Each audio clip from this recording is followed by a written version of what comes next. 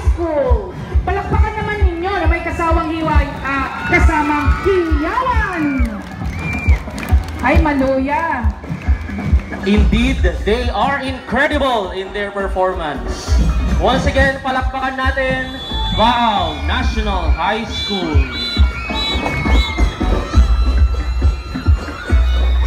With their Gidon bearers, tama po ba Sir Arnold? Gidon ang tawag natin it's sa... actually color guard. Okay, so color guard.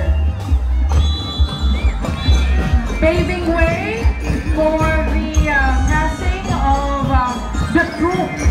Yes, from Baao National High School.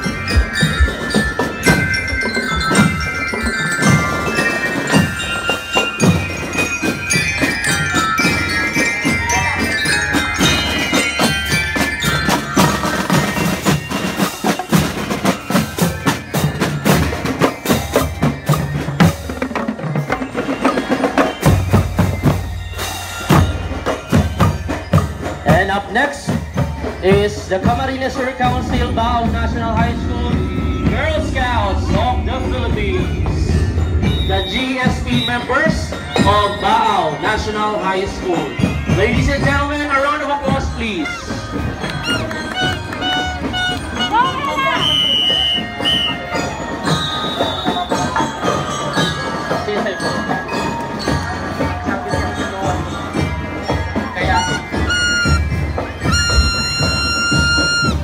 And followed by the Boy Scouts of the Philippines from Baao National High School with their ever-active School Principal 4 of Baao National High School, Dr. Irma D. Escuro. They're ever beautiful and charming.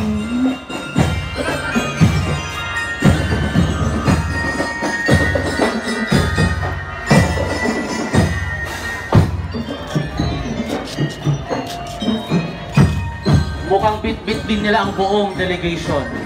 Oo, parang corner to corner, lahat bit-bit. Yes, indeed. All are accounted for.